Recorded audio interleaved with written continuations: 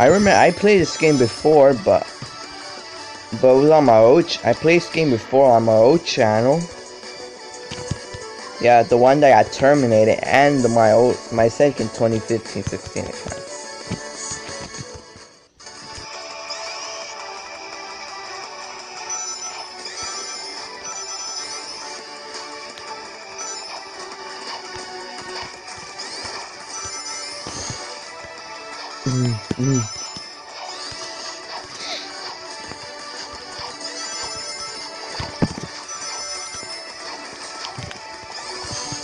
I remember months ago,